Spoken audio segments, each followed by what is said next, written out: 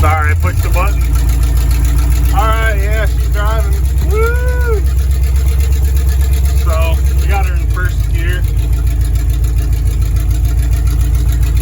See what's going on with her.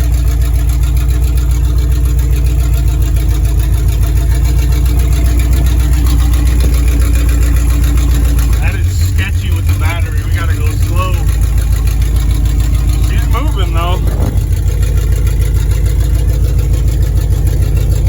My pressure's not, oil pressure's not hooked up. I should probably get that sensor hooked up just in case it works. It probably does work actually, but make this turn. Oh yeah. So anyways, I'm just going slow.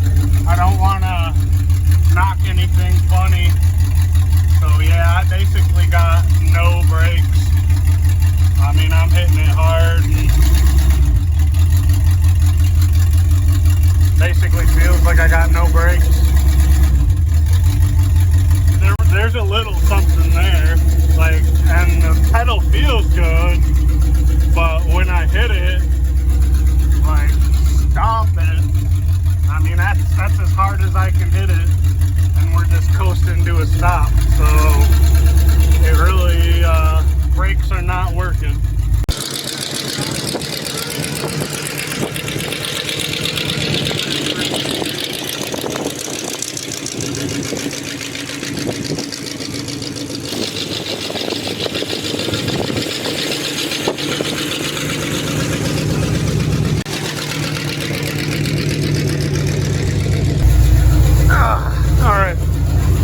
In the garage. Let's make sure nothing funky's going on up on the carburetor. Oh yeah, she looks great. Nice and dry. So the main thing is, looking down there, that those butterflies are nice and dry.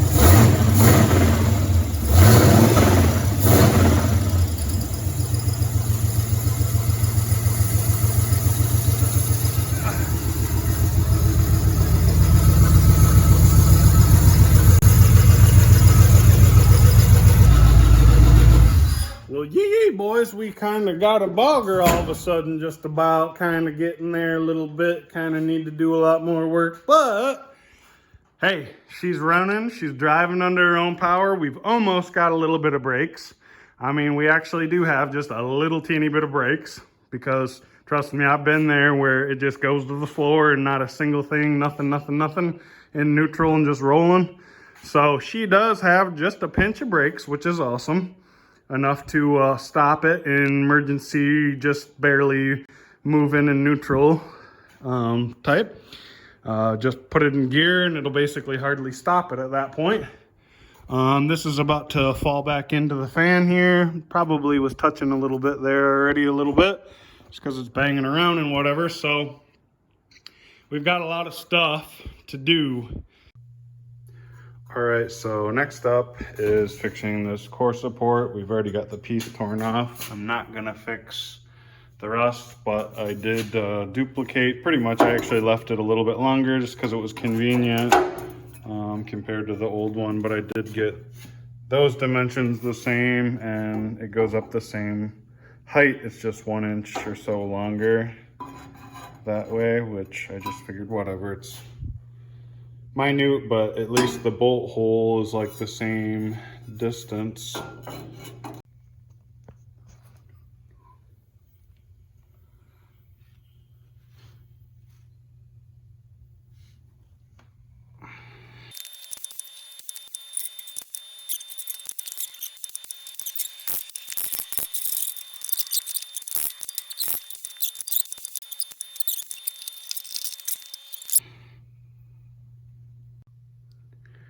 All right, so we've got it back up there and it's just resting position with the mounts in there. And let's see, yeah, you can see that hole barely.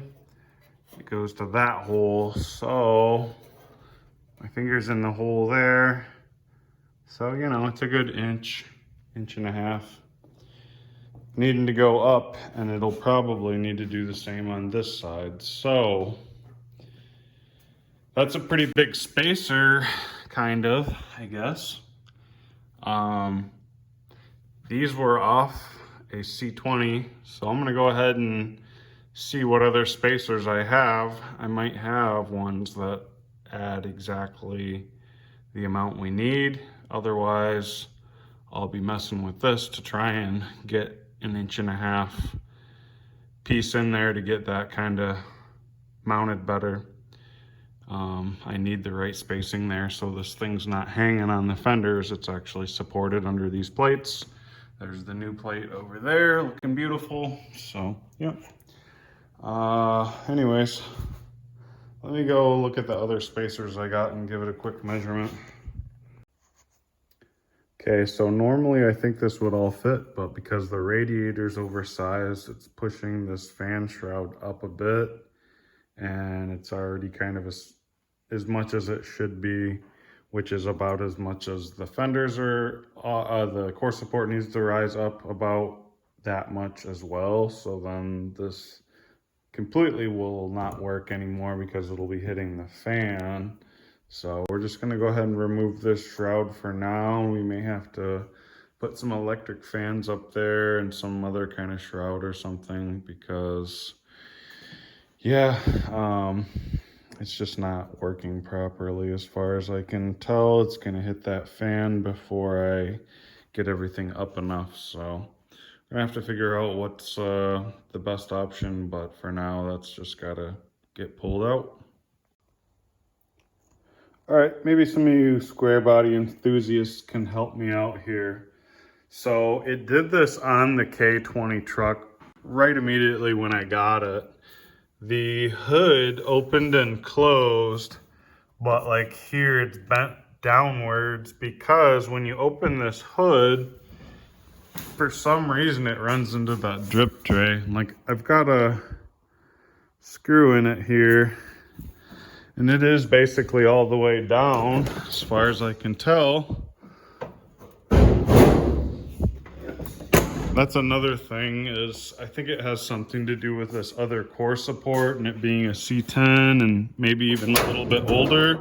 I was reading about it and it's like it just doesn't latch quite low enough.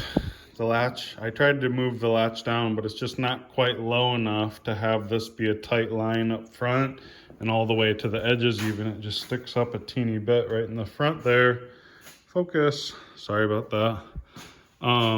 So yeah, it's just another question, like, do I just need to, and I guess that's pretty much what I have to do, is oval these out another, I don't know how much, and move that down so that when this thing closes, it closes all the way. As far as the spring, I don't know, maybe that's part of it because it's fighting the spring pretty good too. But anyways, back to my original question. I think I can take care of the front, but it's here where I'm having the big problem. Let's see. So yeah, we're hitting, I guess, right there. But like, everything else looks okay so far as I can tell. It only hits right there. So I don't know if it's something I can easily remedy or not. Maybe somebody knows more than me, because it doesn't seem like it should be hitting when it's that far out here. The windshield line all looks normal, and it did this on the other truck. I mean, it was the same, obviously, blue cab, hood, and even though there were blue fenders, it didn't do anything any different. Now it's super far away from it. Yeah, I'm not really sure how to fix that one. Especially because like now I'm trying to open it. Ah, there. Now we got it open. There's a bunch of mud and junk up in there. But yeah, look, it's just like kinking in the hood. So I've already pushed these all the way forward, obviously, which I really thought should have got it, but it doesn't seem to. Alrighty, so we're gonna be making a spot to mount our fuel tank. Pretty much what we're looking at is 18 inches apart.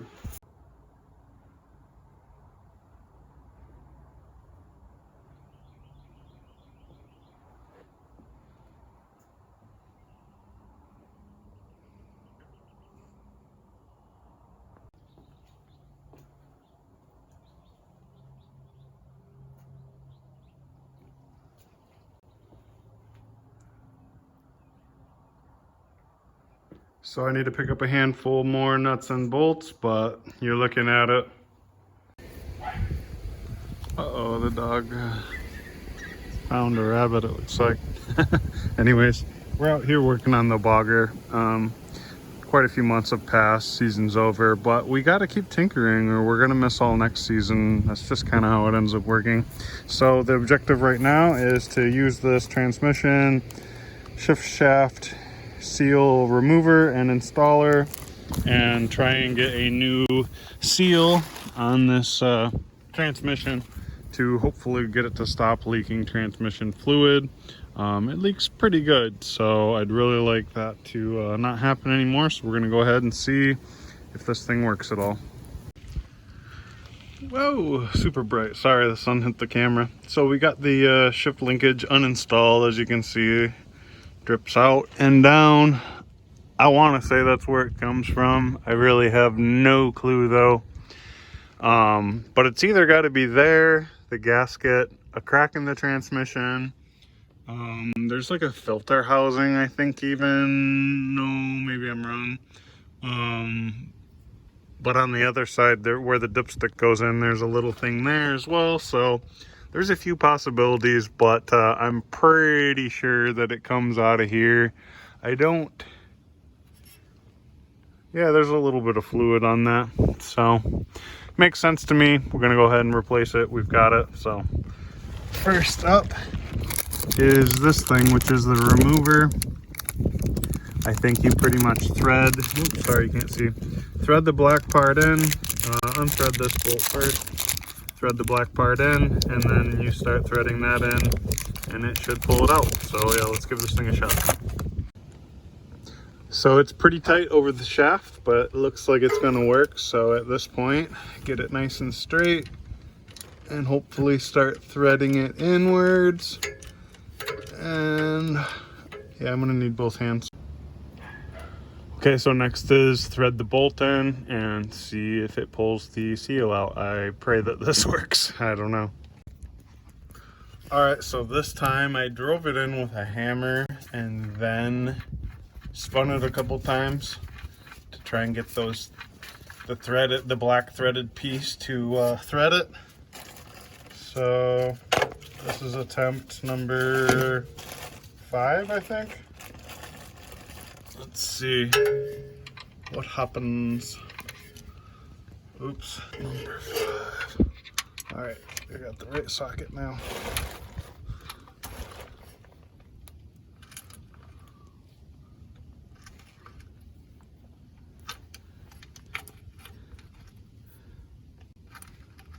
Pray that it pulls it.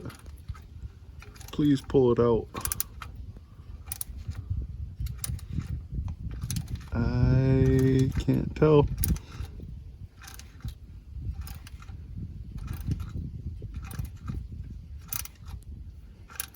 I would say it's pulling it. Awesome. It is working, so that is the trick. Drive it on there with a hammer and then thread the black part in. And as you can see, voila. Oh, can you see that? Yeah, there you go. Voila, it pulled it. So props to these guys. Let's see, this is where I bought it from. Classic transmission. solutions. Thanks, Blake. So for some reason I thought it came with more than just one seal, but this is the seal driver. It's just open on that end. We'll make sure it goes over the shaft before we go pounding this in there. There's the seal. I'll obviously put it in the same way it came out, which is, this is the outside, I believe. Look at the old one here. Pretty certain. No, actually, we're looking at the opposite, so I guess I'll install it the way it came out. Could be wrong though, huh? Anyways, hopefully not. So let's get this knocked in there. All right, so there's the seal driven in nicely. Be careful, you could put a little electrical tape over that shaft if you think you're gonna booger it. I just put a little grease on it and go careful, nice and easy, till you get it over it and then tap it in. You just wanna go a little past flush. You don't wanna drive it all the way back in there because that can actually mess it up too. So there we go. All right, my dad was out here talking to me for a while, so I got distracted. It is getting really, really cold really quickly, but I want to pull that fuel pump and the fuel pump plate, get this last leak fixed, hopefully. I know the engine's leaking from there. I'm not 100% sure if we got that transmission fixed or not, but we will find out soon. Anyways, so let me see if I can get in there and get that wrenched. I can't feel my hands, so I really can't wrench anymore. I got the pump almost all the way off. A little tricky to get out there. All right, guys, so back on the bogger here again. It's a nice day finally. Got the fuel plate here for the fuel pump, and this gasket was where it was leaking, so I'm gonna just go ahead and replace that. It's a pain in the butt to get the fuel pump off, but that's why I couldn't do it when it was so cold out. I was just having trouble getting it off, getting the bolts loose. They're just in a tight spot, so let's throw this on there. All right, so just to clarify, that gasket went between the fuel pump plate and the block. I believe there are two different style gaskets for that, so that I can slip my fuel pump back in. Gotta put that gasket, we'll reuse it. It looks like it's fine. Yeah, no tears in it. I think that pump gasket will be fine, so that goes between the plate and the pump. So let me get her done.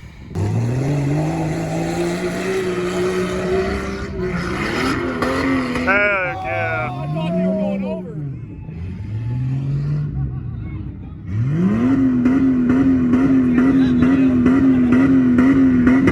Sure they were wrong.